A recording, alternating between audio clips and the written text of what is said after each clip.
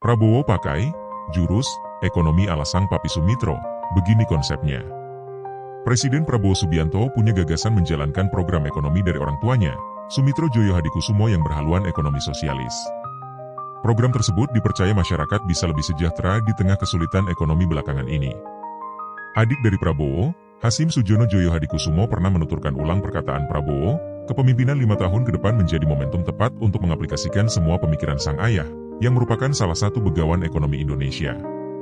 Prabowo begitu bersemangat menjalankan pemikiran dan program yang sudah dicanangkan orang tua kami 50-60 tahun lalu almarhum Profesor Sumitro Joyo Hadikusumo.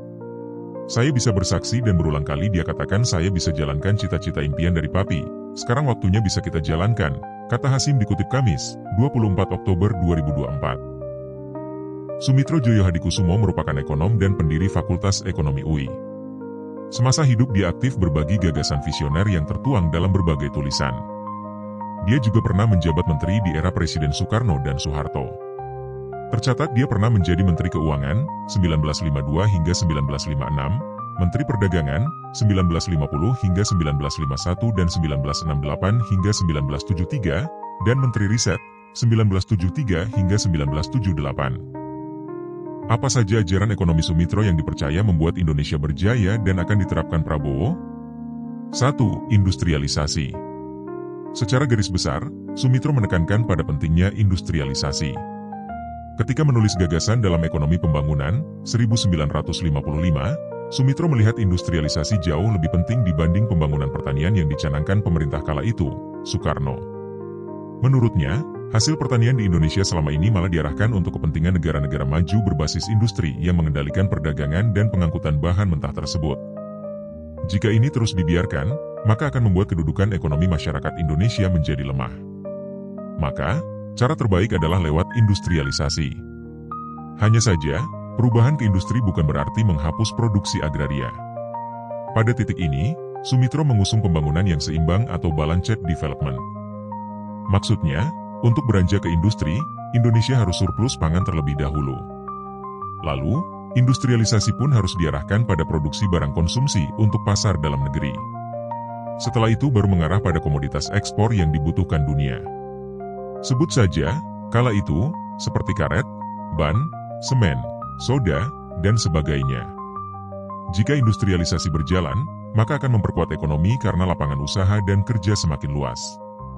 Lebih jauh, industrialisasi akan memperbaiki struktur perdagangan luar negeri dengan mengembangkan produksi dalam negeri barang substitusi impor. 2. Investasi. Dalam penceritaan Tae Kianwi saat menulis obituari Sumitro, ayah Prabowo ini menekankan juga pentingnya investasi. Menurutnya, negara harus jadi yang pertama untuk berinvestasi langsung pada pembangunan industri. Tujuannya agar mendorong investasi oleh perusahaan swasta atau asing. Namun, dia mencatat ketika investasi terbuka, sektor-sektor industri vital harus dikuasai negara. Jangan sampai jatuh ke tangan asing. 3. Jangan ekspor bahan mentah. Sumitro dikenal sebagai ekonom yang menentang kebijakan pembatasan berlebih yang dikeluarkan pemerintah atau negara-negara lain. Ketika negara berkembang mengirim ekspor bahan mentah, diharuskan terlebih dahulu membeli barang dari negara industri maju. Menurutnya, cara ini merugikan negara berkembang. Maka, dia berpandangan Indonesia seharusnya tidak lagi mengekspor hasil produksi bahan mentah, yang kini dikenal sebagai konsep hilirisasi. Sebab, ekspor bahan mentah biasanya memiliki nilai tawar yang lebih rendah. Padahal, jika non-bahan mentah, keuntungan akan jauh berbeda. Pada 1960-an, Sumitro menekankan pada pentingnya produksi karet, kopra, kopi, lada, kapuk dan tembakau untuk dikirim ke luar negeri. Pada sisi lain, guru besar ekonomi ini juga melihat proses perdagangan Indonesia harus cepat berubah dan jangan sampai ketergantungan pada satu komoditas saja. Jika ada ketergantungan, dikhawatirkan akan membuat negara terjebak yang mengubah neraca perdagangan. 4. Hilangkan ketimpangan. Sumitro jadi orang cukup kritis terhadap ketimpangan antara Jakarta dan daerah-daerah khususnya di luar Jawa. Dalam wawancara kepada Tempo, 14 Mei 2000, Sumitro berkata selalu memperjuangkan agar pembangunan daerah itu diperhatikan dan orang pusat tidak hanya memperhatikan pembangunan di pusat saja.